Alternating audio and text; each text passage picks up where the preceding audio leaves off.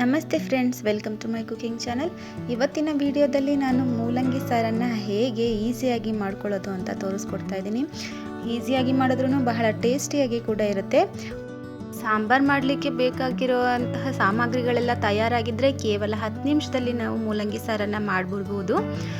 ನಾನಿಲ್ಲಿ ಎಲ್ಲನೂ ರೆಡಿ ಮಾಡಿ ಇಟ್ಕೊಂಡಿದ್ದೀನಿ. ಇವಾಗ ನಾನಿಲ್ಲಿ 2 ಕಪ್ ಬೇಳೆನ ಮೊದಲಿಗೆ ತೊಳೆದು ಇಟ್ಕೊಂಡಿದ್ದೀನಿ. ತೊಗರಿಬೇಳೆ ಹಾಗೂ 1 ಈರುಳ್ಳಿ, 1 ಟೊಮೆಟೊನ ನಾನು ಹಾಗೆ ಬೇಯಲಿಕ್ಕೆ ಹಾಕೋತಾ ಇದ್ದೀನಿ. ಹಾಗೆ 2 ಟೊಮೆಟೊನ ಚಿಕ್ಕದಾಗಿ ಹೆಚ್ಚಿ ಹಾಕೋತಾ ಇದ್ದೀನಿ. ಮೂಲಂಗಿನ ಪೀಲ್ ಮಾಡಿ ಈ ರೀತಿಯಾಗಿ ಸ್ಲೈಸ್ ಮಾಡಿ ಇಟ್ಕೊಂಡಿದ್ದೀನಿ, ಅದನ್ನು ಕೂಡ ಹಾಕ್ತಾ ಇದ್ದೀನಿ. ಹಾಗೆ ಅರ್ಧ ಚಮಚ ಆಗುವಷ್ಟು ಅರಿಶಿನ ಪುಡಿಯನ್ನು ಹಾಕ್ತಾ ಇದ್ದೀನಿ. 2 ಟೇಬಲ್ ಸ್ಪೂನ್ ಆಗುವಷ್ಟು ಅಡುಗೆ ಎಣ್ಣೆ ಕೂಡ ನಾನು ಇದಕ್ಕೆ ಸೇರಿಸ್ಕೊತಾ ಇದ್ದೀನಿ. ಹಾಗೆ ಮೂಲಂಗಿಗೆ ನಾನಿಲ್ಲಿ ಉಪ್ಪು ಹಿಡಿಬೇಕಲ್ವ, ಹಾಗಾಗಿ ಮೊದಲಿಗೆ ಸ್ವಲ್ಪ ಉಪ್ಪನ್ನು ಹಾಕ್ಕೊಂಡು ಬೇಯಿಸ್ಕೊಳ್ಳಿಕ್ಕೆ ಎಷ್ಟು ನೀರು ಬೇಕು ಅಷ್ಟನ್ನು ಹಾಕ್ತಾ ಇದ್ದೀನಿ. ಮೂಲಂಗಿ ಹಾಗೂ ಬೇಳೆ ಬೇಯಲಿಕ್ಕೆ ಎಷ್ಟು ನೀರು ಬೇಕು ಅಷ್ಟು ನೀರನ್ನು ಸೇರಿಸ್ಬಿಟ್ಟು ನಾನಿಲ್ಲಿ ಒಮ್ಮೆ ಮಿಕ್ಸ್ ಮಾಡಿಬಿಟ್ಟು ಕುಕ್ಕರ್ ಲಿಡ್ನ ಕ್ಲೋಸ್ ಮಾಡಿಬಿಟ್ಟು ಮೀಡಿಯಮ್ ಫ್ಲೇಮಲ್ಲಿ 2 ವಿಷಲ್ನ ಕೂಗಿಸ್ಕೊಂಡು ಬರ್ತೀನಿ. ನೋಡಿ, ಇವಾಗ ಕೂಗಿಸ್ಕೊಂಡ್ಬಂದಿದ್ದೀನಿ. ಹಾಗೆ ಪ್ರೆಷರ್ನ ಓಪನ್ ಮಾಡಿಬಿಟ್ಟು ಕುಕ್ಕರ್ ಕ್ಯಾಪನ್ನು ತೆಗೆದುಬಿಟ್ಟು ನಾನಿಲ್ಲಿ ಬೇಯಿಸ್ಕೊಳ್ಳಿಕ್ಕೆ ಹಾಕಿರುವಂತಹ ಟೊಮೆಟೊ ಹಾಗೂ ಈರುಳ್ಳಿಯನ್ನು ತೆಗೆದಿಟ್ಕೊಳ್ತಾ ಇದ್ದೀನಿ. ಇದು ಸ್ವಲ್ಪ ಆರಬೇಕು, ಹಾಗಾಗಿ ಸ್ವಲ್ಪ ಓಪನ್ ಮಾಡಿ ಇಡ್ತೀನಿ. ಇವಾಗ ಇದನ್ನು ಮಿಕ್ಸ್ ಮಾಡಿ ಸೈಡಲ್ಲಿ ಇಡ್ತಾ ಇದ್ದೀನಿ ಮೂಲಂಗಿ ಹಾಗೂ ಬೇಳೆ ಮಿಶ್ರಣವನ್ನು.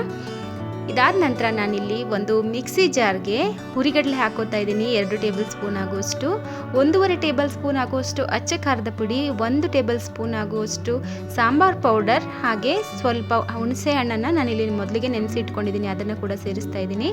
ಇಲ್ಲಿ 3-4 ಟೇಬಲ್ ಸ್ಪೂನ್ ಆಗುವಷ್ಟು ಹಸಿ ತೆಂಗಿನಕಾಯಿ ತುರಿಯನ್ನು ಸೇರಿಸ್ತಾ ಇದ್ದೀನಿ. ಇದನ್ನು ಮೊದಲಿಗೆ ನಾನಿಲ್ಲಿ ರುಬ್ಬಿಕೊಂಡು ಬರ್ತಾ ಇದ್ದೀನಿ. ನೋಡಿ, ಈ ರೀತಿಯಾಗಿ ನುಣ್ಣಗೆ ಇರಬೇಕು.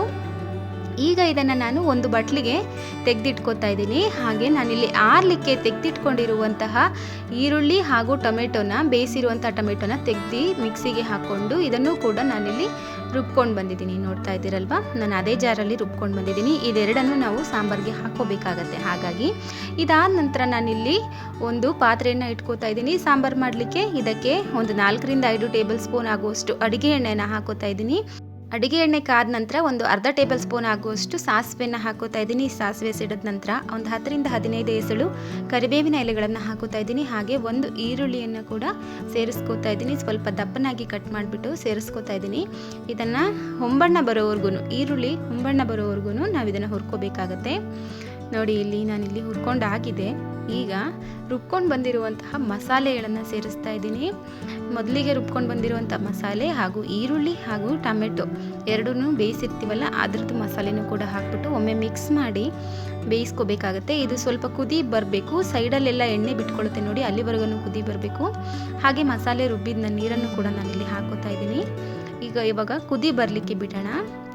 ಕುದಿ ಬರೋದು ಅಂದರೆ ಕುದಿತಾ ನಾವು ಹಾಕಿರುವಂತಹ ಅಡುಗೆ ಎಣ್ಣೆ ಸೈಡಲ್ಲಿ ಬಿಟ್ಕೊಳ್ಳುತ್ತೆ, ಹಾಗೆ ಕುದಿಸಬೇಕಾಗತ್ತೆ. ನೋಡಿ, ಇವಾಗ ಕುದೀತಾ ಇದೆ. ಇವಾಗ ಒಮ್ಮೆ ಇದನ್ನು ಮಿಕ್ಸ್ ಮಾಡಿಬಿಟ್ಟು ನಾವು ಬೇಯಿಸಿಟ್ಕೊಂಡಿರುವಂತಹ ಮೂಲಂಗಿ ಹಾಗೂ ಬೇಳೆಯ ಮಿಶ್ರಣವನ್ನು ನಾನು ಇದಕ್ಕೆ ಸೇರಿಸ್ಕೊತಾ ಇದ್ದೀನಿ. ನೋಡಿ, ಅಟ್ ಎ ಟೈಮ್ ಸೇರಿಸ್ಕೊಂಡ್ಬಿಡ್ಬೇಕಾಗತ್ತೆ. ಸ್ವಲ್ಪ ನಿಧಾನವಾಗಿ ಸೇರಿಸ್ಕೊಳ್ಳಿ, ಸಿಡಿಯೋ ಚಾನ್ಸಸ್ ಇರುತ್ತೆ. ಹಾಗಾಗಿ ಬಿಸಿ ಇರುತ್ತಲ್ವ, ಸುಟ್ಕೋಬಹುದು. ಇದಾದ ನಂತರ ನಾನು ಇದನ್ನು ಒಮ್ಮೆ ಮಿಕ್ಸ್ ಮಾಡ್ತಾ ಇದ್ದೀನಿ.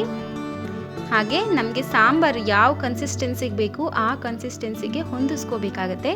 ಇದನ್ನು ಒಮ್ಮೆ ಈ ರೀತಿಯಾಗಿ ಮಿಕ್ಸ್ ಮಾಡಿಬಿಟ್ಟು ನಾನಿಲ್ಲಿ ಕೊತ್ತಂಬರಿ ಸೊಪ್ಪನ್ನು ಸೇರಿಸ್ತಾ ಇದ್ದೀನಿ ಕೊನೆಯಲ್ಲಿ.